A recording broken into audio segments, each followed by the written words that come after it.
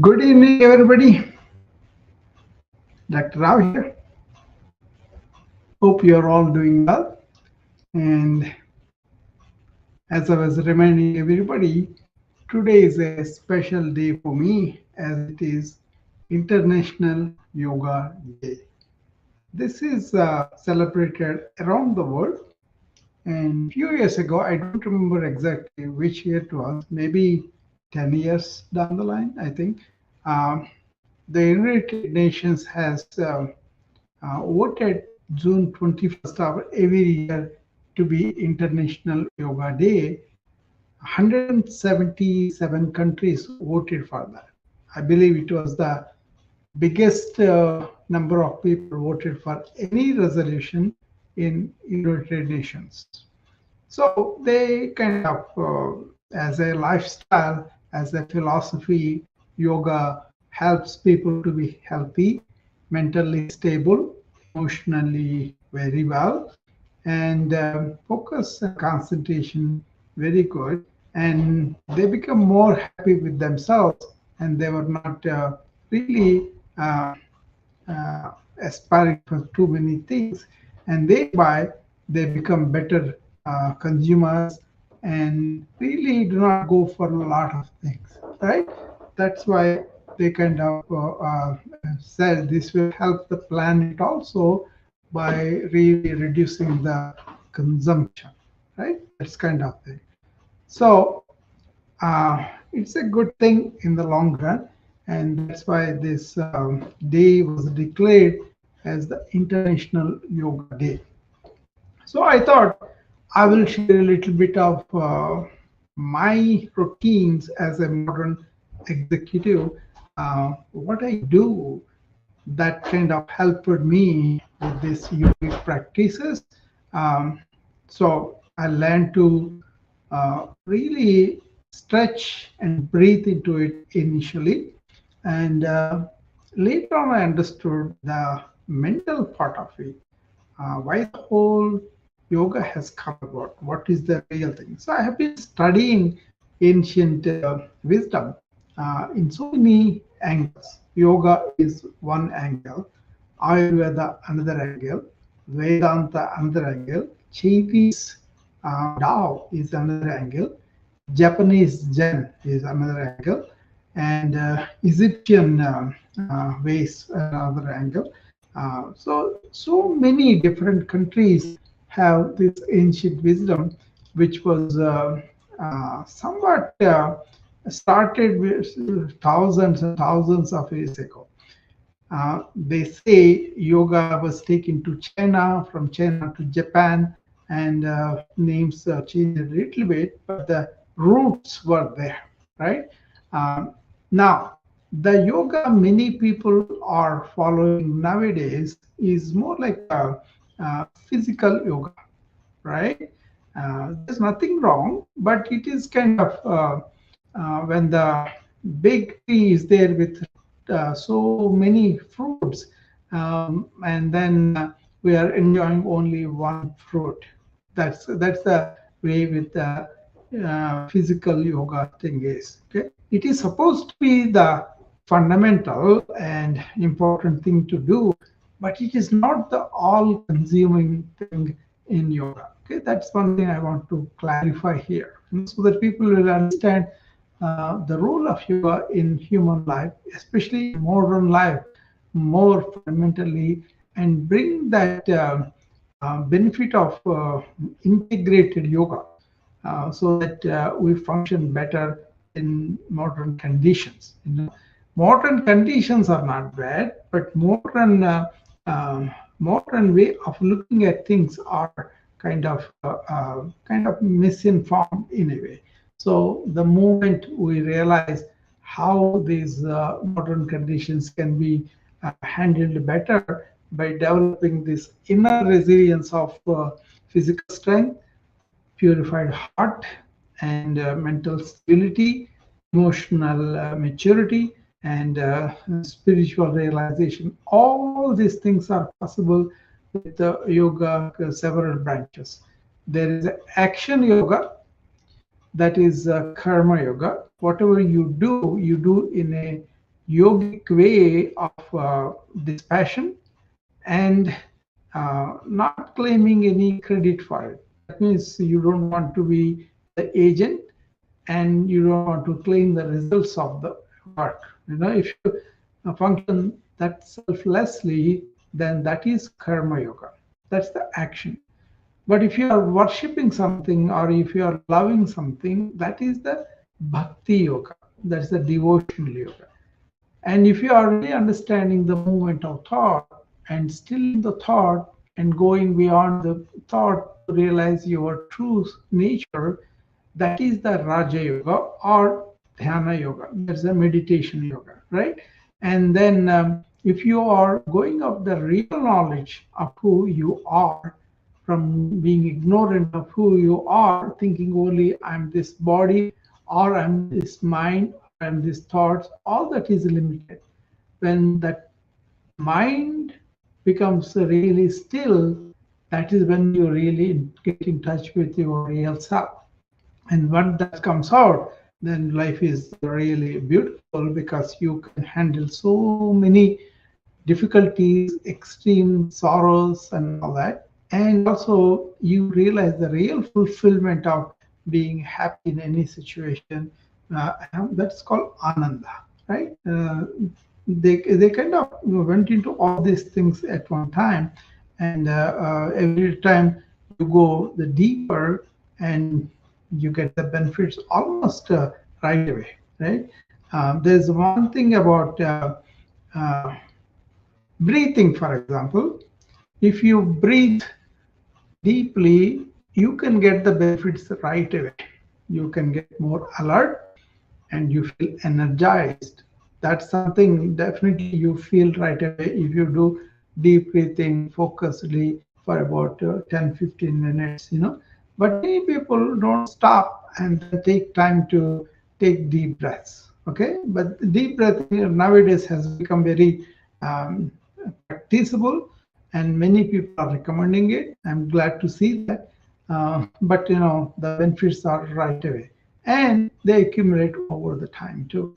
So, as a modern man, you can work better, you can relate and love people better, you can focus and concentrate your mind better, and you can fight your own ignorance of who you are and then find your true real nature. That's the highest endeavor ancients recommended. They said the purpose of human life is to turn inward and really know yourself, right?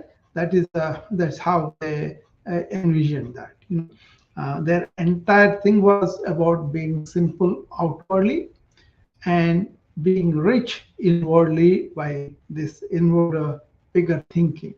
Their affirmations in the morning are beautiful, and they always talked about entire universe being one family, and they talked about even the student and teacher studying together.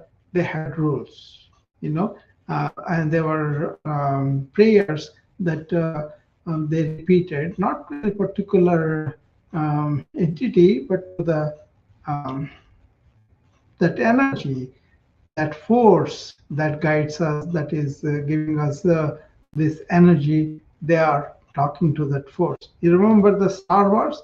In the Star Wars, they talked about the force be with you.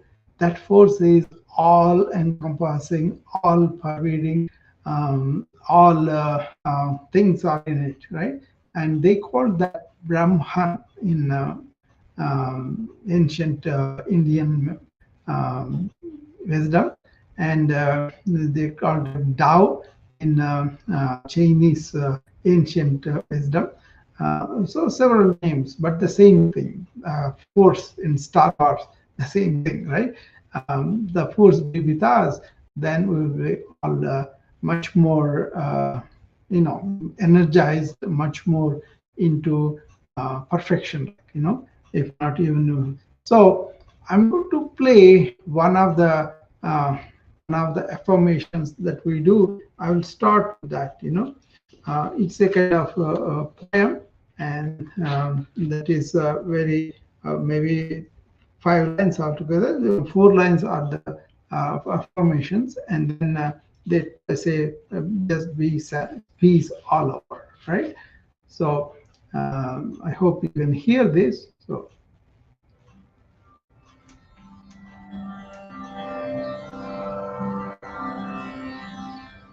ॐ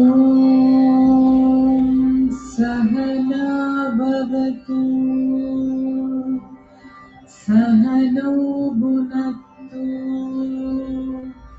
सह वीर्यं करवावहै तेजस्विनावतीतमस्तु मा विद्विषावहै ॐ शान्ति शान्ति शान्तिः। see, the meaning of that is the teacher and the student are asking, may we all be protected and may we all be nourished.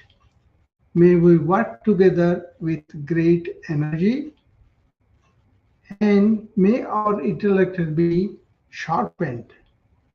Let there be no animosity amongst us. That is, and then they say, oh, peace, peace, peace. In me, in nature, in divine forces. They always say 3 times peace because of that. Okay? In me, in nature, and in the divine forces.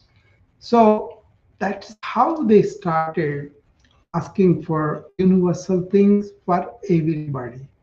And look at that, how they want to be nurtured, they want to be protected, but they also want their intellect to be sharp, right? And they want to be filled with this brilliance when they are studying. And they want no hostility, no competition among themselves in the process of learning. Noble high ideas, this is what I call elevated thoughts, not about ourselves, but about other people too. When you do that, that will be much more enriching yourself and empowering yourself of thinking of other people, and not only just us but all over, right? That really helps a lot. Okay, so that is something I wanted to help you to understand what happens in the morning. Okay, so I just played that Sahana Vantu, Sahano Bhavantu, Sahaviryam Karavavahai, Tejasvinavituhai, Ma Vidyavshoshi. That is the one that is really important to understand, right? Uh, so once we started that prayer, then we can do something with our body, something with our energy system, something with our intellect, something with our understanding, and then something with our happiness. All these things can be done because different layers have the different layers have the. Prasad, you want to mute your mic? So different states of our layers of our body that we can attend to. In yoga, there are 5 layers. That's what I'm talking about. The first layer is called Annamaya Kosha. That is made with food, which is solid, which is our body, right? The bones and muscles and blood and all that, right? And then Prana kosha, which is energy body. The breath comes in, goes out, all that. That's why prana is that life force coming in and giving us the energy. Then uh, Manomaya kosha, where our thoughts, our emotions, and all those things are there. And that, I think the modern people get stuck in that layer. And then next layer is our understandings, our discriminating capacity of looking at the facts as they are and not getting into our Manomaya kosha, which is our mind and personality and all that, and judging thereby like that. And then fifth layer is Anandamaya kosha, which is about our happiness, blissful state, and really enjoying things just because you are a human being, you are here. Okay, these five layers are there all the time, right? So we're going to focus on in the morning when you get up. You can play something like this, enriching. This doesn't have to be Sanskrit and all that. It can be anything you like that lifts your thoughts away from the mundane, away from the rat race, away from the competition, but something inclusive, something that involves all the other people, the entire planet, something like that. That is really elevated thought that you can cultivate, and then you can start the day too. Then I'm going to show you a simple head to toe yoga for 5 to 10 minutes. So this is our agenda. We wanted to play first that song, and which we have done, and then we're going to talk about head to toe yoga, and we're going to go to the three breathing exercises that any executive can do in his chair. So I'm going to be sitting down, and then I'm doing this head to toe yoga and then breathing exercises, and then I'll take you a few minutes of guided meditation, which is simple for anybody can do. This is for people who are beginners, who are wondering about capacity of the yoga. Just a touch of taste of that's it. And then we can open the floor for any questions, or I welcome understanding what is really yoga, why yoga is important in modern life, and why to be in yoga and do everything has come about.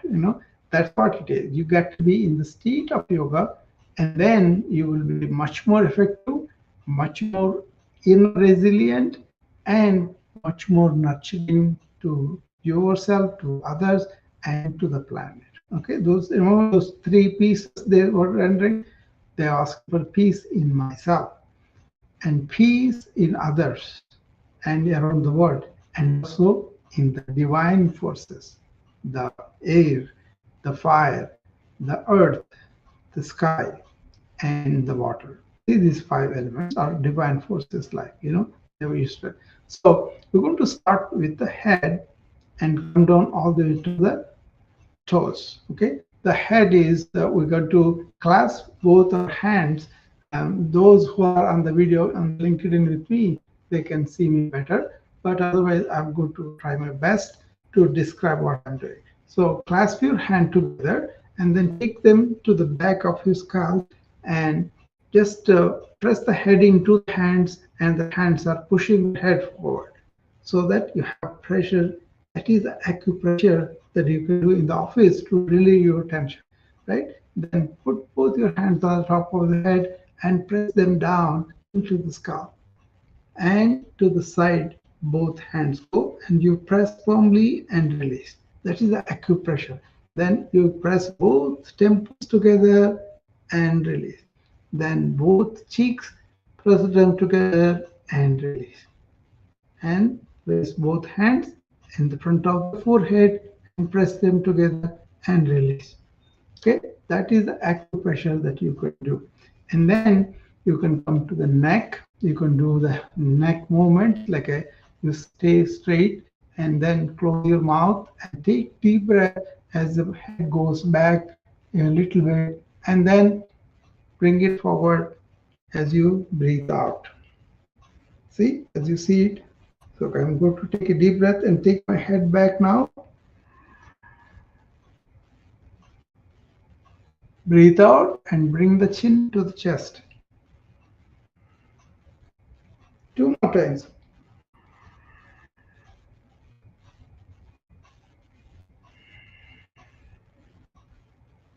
Bring it to the center and take the head turning neck to the left side. Head is turned to the left side as you take a deep breath. As you breathe out, bring it back to the center, looking straight. Now, as you take the deep breath in, go to the right side.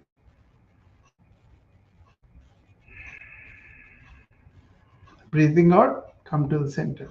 Two more times.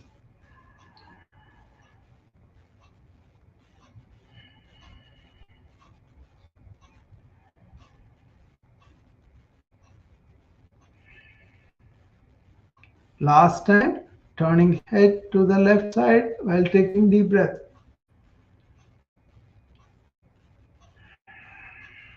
Breathing out, come to the center and to the right. Breathing out to the center. Okay, that is the neck movement, but you can do side to side, forward and backward, and also rotation. All those neck movements you can do, right? And now coming to the shoulders, just shrug the shoulders. As the shoulders go up, take the deep breath, and as they come down, breathe out.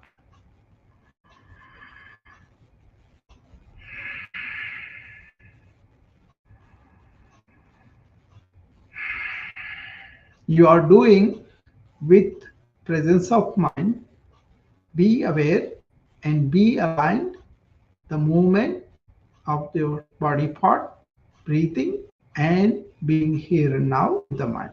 So alignment of the body movement, breath, and the brain, right?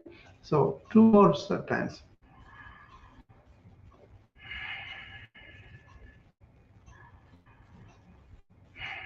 We do 4 or 5 types of movement on the shoulders, but we don't have to do that. Just know you can do sitting down shoulder movements too. Now we're going to go to the next part, elbows. So what you do is you spread both your hands to the side with the arms going to the side where your palms are looking up and elbows are straight. Now bring it both hands to the shoulder and touch them with the fingers. As you go out, take a deep breath. As you come in, breathe out. Two more times.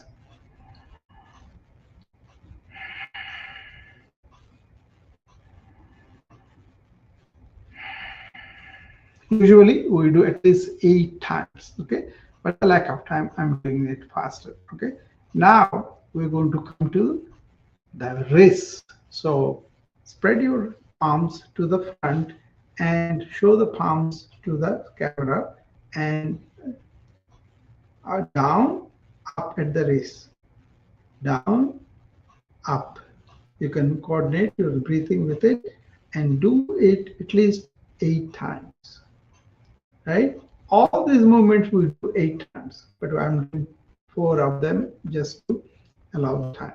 Then now put your thumb into the palm and put all your fingers over the thumb and then do the wrist movement up and down, up and down. Again, you can coordinate the breath. You can also do rotations at the wrist to one side and the opposite side. After that, you come to the fingers. You just open your fist and make a fist again. Open, make a fist. Open, make a fist. Open, make a fist. So we have come from the head to neck to shoulder, elbows, wrists, and fingers. Now we're going to go to the chest. Place both hands on the chest, right? And release the right hand to the side. The right hand is straight and palm is facing forward, elbow is extended, left hand is on the chest. Now turn your entire torso to the right side. So the right hand goes to the back and turn your neck and look at the right hand. And as you're breathing out, bring back the right hand to the chest. Do it on the left side. As you take the deep breath, let it go to the side and turn the torso to the back and look over the left shoulder, the left palm. And breathing out, bring it back to the chest. You do that 8 times, okay? That is for the chest muscles. Now we are going to go to the side of chest and the abdomen. Put both your hands on the waist like this. Then release right hand and take it up over your head. Palm, your right arm is touching the ears. Now dip to the left side so that you feel the stretch on the side of the abdomen and thorax. Come back to the center and do the dipping again. 2, 3, 4, and lower the right hand, and now bring up the left hand up, all the way up, and dip to the right side. 1, 2, 3, 4, and bring it to normal position. So we have done on the side of the abdomen.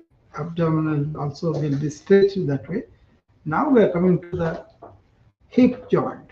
So what you want to do is you take up both your hands and cup the knee, right knee around them. Okay, and then bring the thigh to touch the abdomen. 1. Take a deep breath as you take it down and breathe out as the thigh coming to touch the abdomen.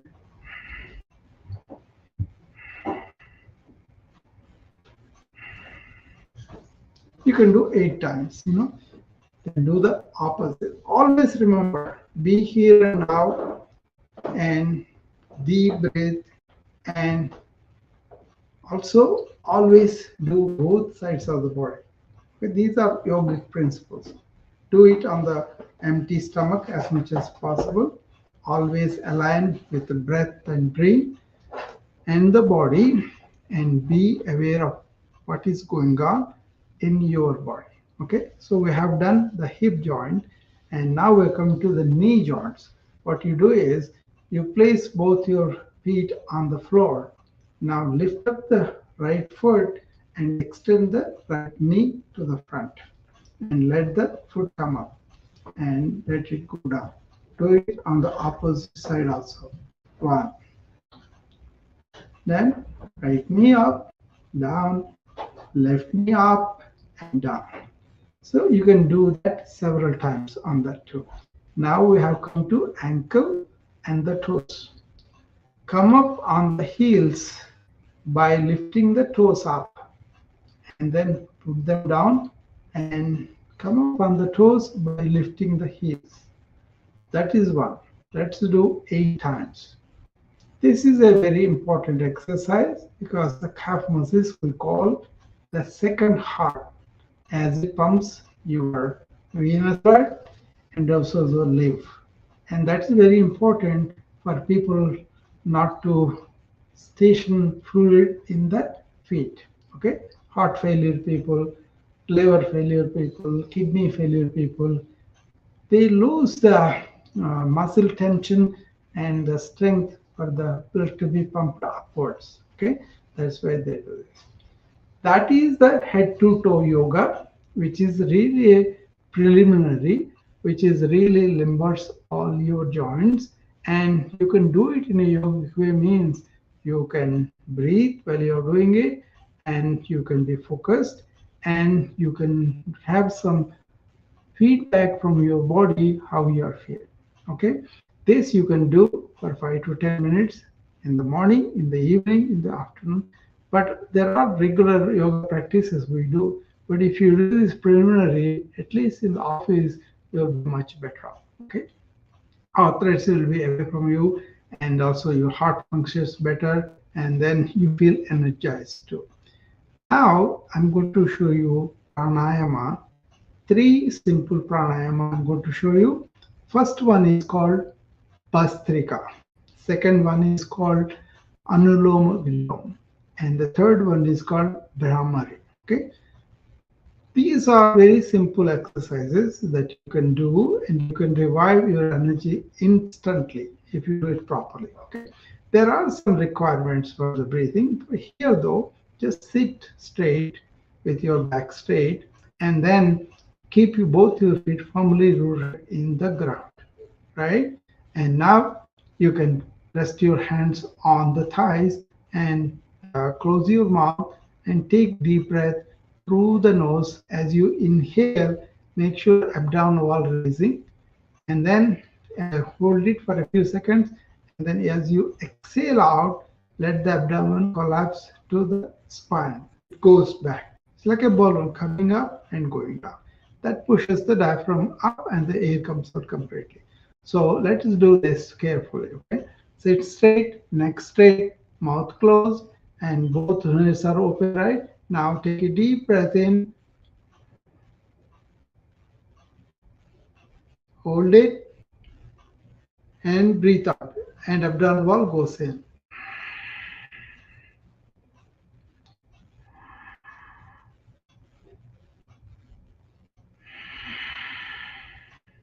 Usually we say 7, 4, 8.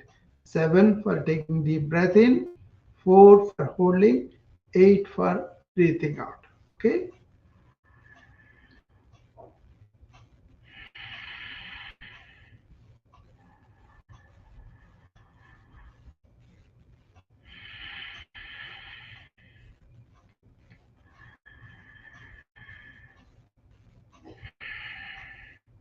Okay.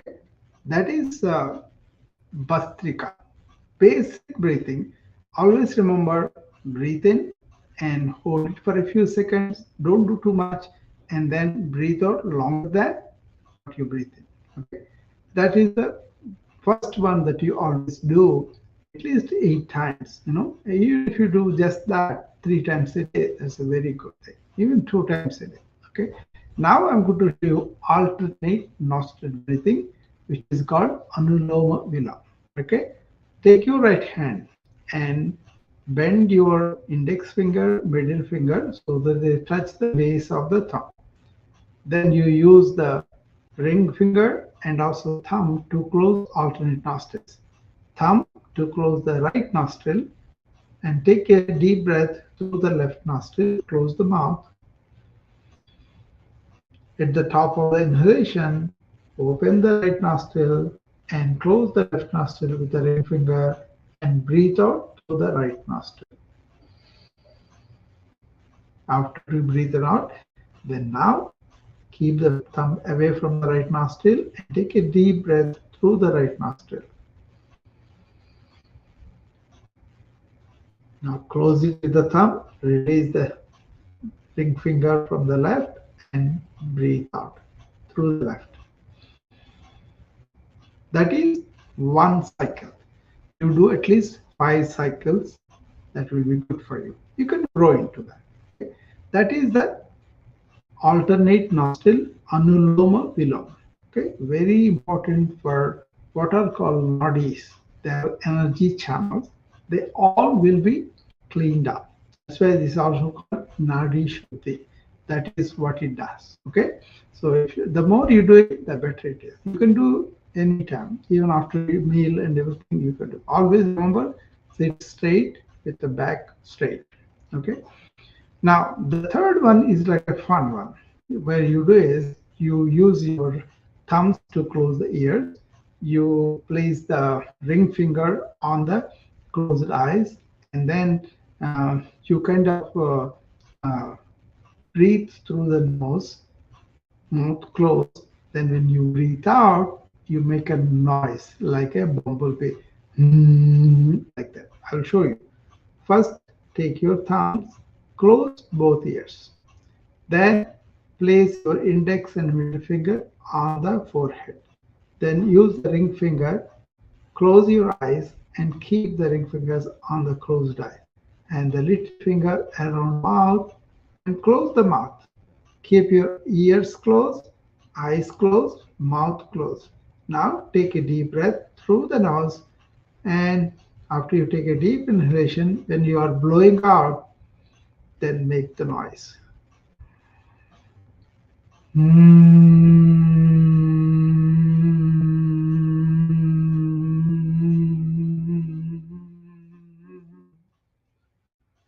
That's how you do Brahmari. You do it as long as you can. You learn progressively your capacity to blow out a longer time happens. That means you are able to breathe a lot. you are able to breathe out through. But that takes weeks, months, years. Don't worry, just do it every day. Okay? These are the three breathing I'm showing you. We do 8 to 10, 15, something like I know a variety of them for different problems. We can do that. But if you just do the simple Bastrika, in and out breathing, or alternate nostril breathing, or clearing up the throat secretions with this Brahmari, which is very good for the COVID patients too, because all the throat secretions, nasopharyngeal secretions, they go down, they get released and go. It's good for speakers, good for singers too. Okay, so those are the three breathing exercises that I would prefer an executive to do, right? And then finally, we're coming to the guided meditation. Guided meditation is for really not letting the thoughts go all over. And if they're going over, then come for the step of putting them together and then really slowing them and then identifying each thought and coming to one thought and replacing the negative thought with a positive thought. And after that, there are further steps where you have no thoughts and then you are kind of still the mind, you are in the silence, you feel your real nature. That is the yogic game. Okay. But for now, wherever you are, just start from there. There's no hurry, no judgment in here. You can start wherever you are. For that, some things are required. The position and stillness in your body, and then shutting off the senses somewhat, or at least paying attention to them and then withdrawing it, and then closing the eyes, and then visualizing a light, and then following the light, and then dealing with the thoughts if they come up. Okay, let's do it together. Keep both feet firmly on the floor. Keep your hands rested on the knees. Keep your back straight and close your eyes gently and keep them there. Now, just pay attention to what is going on around you. It's better to come to meditation at the same time to the same place in your house. Maybe dedicate one room like I did. One room is for meditation. No disturbance, nothing will be there. Just for meditation. Okay. Once you determine time and day and also your place, then you go there, sit down like this in this posture, and then close your eyes and perceive what is going on. Are there any TV, any radio, any of the distractions that are going on? Ask the priority to shut it down. And then you kind of withdraw your senses from whatever the disturbance that are coming on. And then focus on the breath. It could be anything. Your breath could be rapid or shallow or slow. That's okay. Just focus on the breath, in and out going. Bring your focus to the touch of the air through the nostrils. Now keep your gaze focused in the middle of the forehead and keep it there and imagine a light that is up there and keep breathing. Keep your focus on the light. And if any thought should come up, just be the witness of the thought. Don't indulge in the thought and go and form a network, or don't suppress the thought. Just be the watcher, be the witness, be the observer of the thought. Observe like the thought is a cloud in the sky, coming from one corner, going to the other corner. Make it a habit of looking at the thoughts as objects without indulging in them unless it is really needed. So always be in the present moment, in awareness of the thoughts, and then using them as you need consciously, and then forgetting them after they are done. That is the practice of meditation in present moment while you are working. Here, you took some time out. You don't want to think about everything. Rather, you want to watch all the thoughts that are coming. In the beginning, they will be coming in. But don't be rattled by them. Don't be succumbing to them. Just be the observer. Deep breaths. Look at that light shining, deep, soothing, energizing.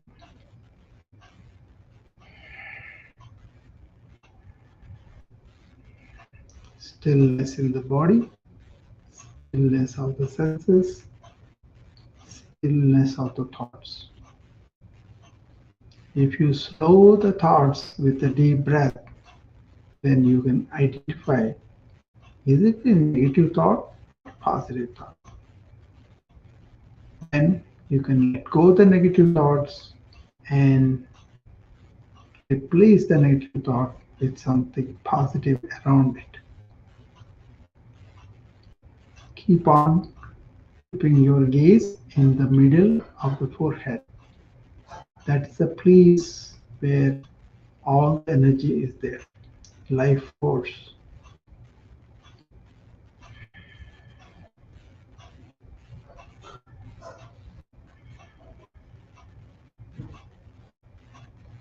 After you have experienced the stillness, then you are ready to come back. Come back to your breath first. See how it has slowed, how it has deepened, how you feel the relaxation comes from the uncluttering the thoughts. Now you are ready to come out of it. Take your time slowly and open your eyes.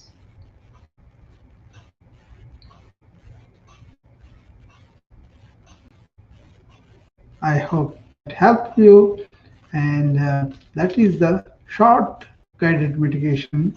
Maybe I took you too fast, but just to give you a taste. If you want further details or further way of remaining in meditation all the time, you can always consult me for that. Okay. And now the questions. Why yoga is relevant to modern times? Yoga is actually a lifestyle. It could be integrated with your actions, with your heart, with your mind, and with your quest for knowledge. Karma Yoga, Bhakti Yoga, Raja Yoga, Gnana Yoga. But you have to have all of them in your life. What you do, if you do unselfishly as a service to the divine being on everybody, then that becomes Karma Yoga. If you allow your feeling of love for something bigger than you, that becomes Bhakti Yoga. And if you allow to develop focus and concentration by what I just described, Raja Yoga, there are 8 steps in that, including the body and all that. That is Raja Yoga. And if you want to know who you are and you want to remove the ignorance of yours that you don't know who you are, then the knowledge yoga. To get to the knowledge yoga, it takes a purified mind and heart and a focused mind.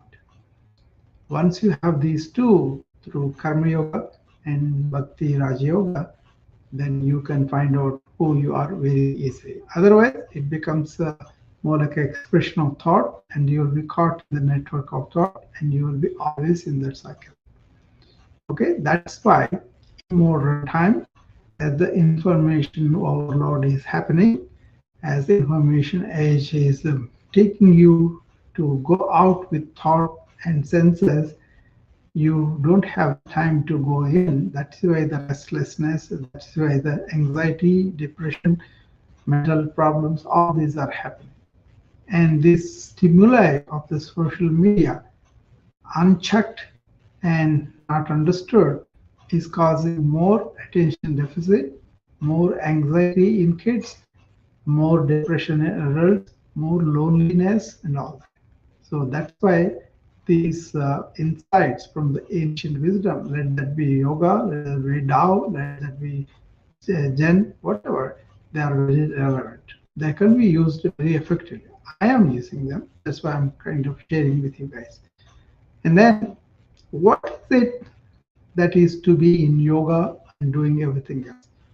Yogastaha Guru Karmani. That is what in one of the ancient texts of Bhagavad Gita it was said. First, be in yoga. That means you strive for the union with the universal consciousness from your individual consciousness, and then staying there, do everything else. Otherwise, you are working through your mind and thoughts and all that. That won't give you any peace, happiness, or contentment or fulfillment. Okay, and do you have to do yoga? No, you be in yoga, not you do yoga. But your lifestyle will be yogic lifestyle because you know what's going on with your body, you know what are the problems with your body, and you learn it and you fix it. Okay, I have not seen anybody for any physical comparison anything for about 10 years now. You know, last time maybe for physical I have seen somebody, but otherwise I have not seen anybody since 2014. So it's possible. Anybody can do it. Of course, I'm a doctor and also I'm a yoga person. That's why I have a double advantage of knowing what is wrong, what is not right. Other thing is, a lot of diseases get worse when we think a lot about them. This is called psychosomatic illness. Even though you have a little problem that can make you scary if your personality is like that, or really worry about it and imagine all sorts of problems and make the disease much worse than that it is. So this kind of eroding the ego happens with yoga, and that way it doesn't have to act against you. Your own self acts against you. So psychosomatic illness is where fundamentally you understand what is egoic structure and get rid of it. Okay. So any questions you can ask me. Otherwise, I kind of finished what I wanted to. Early morning, it was not recorded on the LinkedIn, so I'm doing it again for my friends on LinkedIn, which they will see, and then they will chat with me tomorrow. Okay.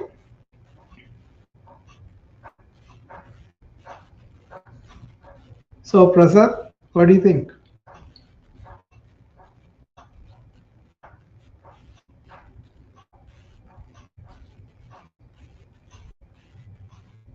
Prasad, are you there? Yes, sir. I'm here. I'm moving between two screens, so it took a while. Sorry about that. So, yeah, this is a wonderful experience, not only personally for me, but also for many people who might be watching very soon. So, Yeah. this is very exciting, very intriguing at the same time, mixed with the ancient wisdom to the modern scientific approach, so Yeah. that we can do a lot practicing yoga in our daily life, including uh, thinking or adopting this as a stress buster. Yeah, that's what it is intended for. You can do, you can begin. If you are an experienced person, you can take it much more than what I showed you. Actually, my students in the Wellness Club do a lot more in 1 hour. They get much stronger bodies because they actually do the yoga vinyasa, yoga asanas. There are sun salutations. There are so many different asanas we do sequences. They all make your spine strong, your body strong, and also your mind supple and alert.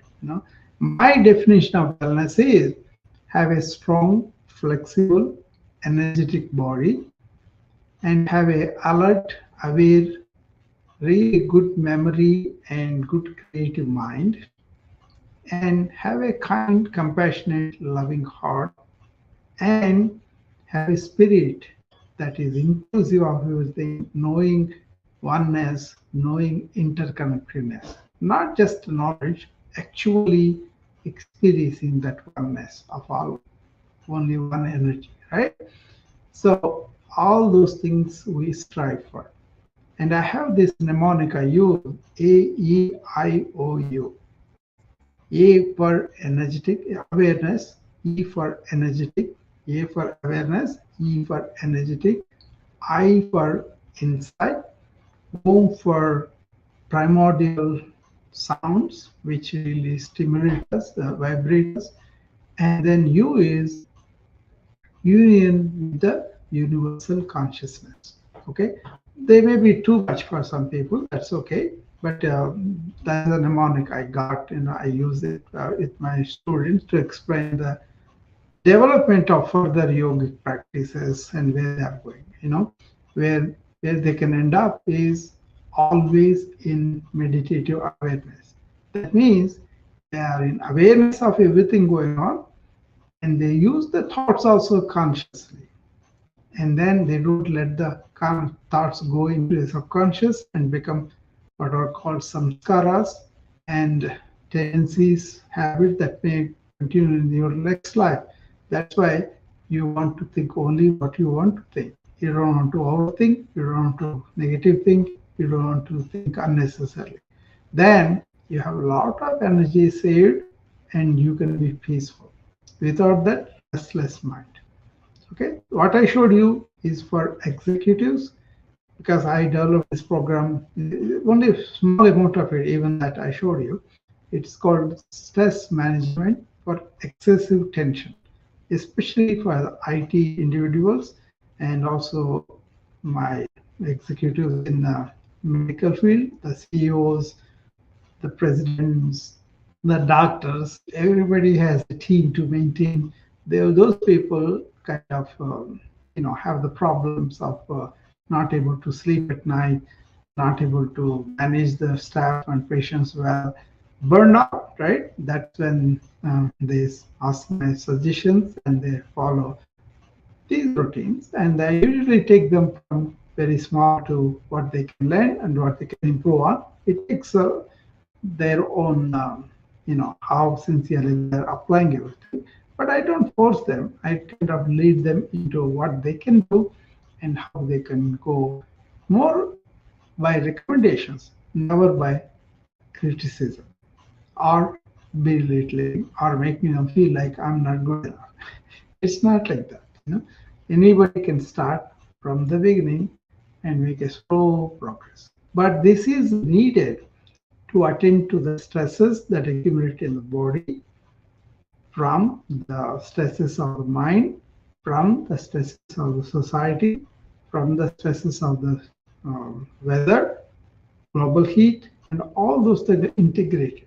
But you can develop enough resilience within the human body and mind that can help you to deal with worsening conditions outwardly. Okay, so that is the intention. I hope I conveyed what I wanted to convey to you all. In the afternoon, some channels failed. That's why I thought I will repeat this again. Now this will be sent to my friends on LinkedIn. I'm in a thought leader group, and they were all eagerly awaiting for this, so I will send it to them. Thank you, Prasad. Thank you, everybody, and I'll be seeing you later.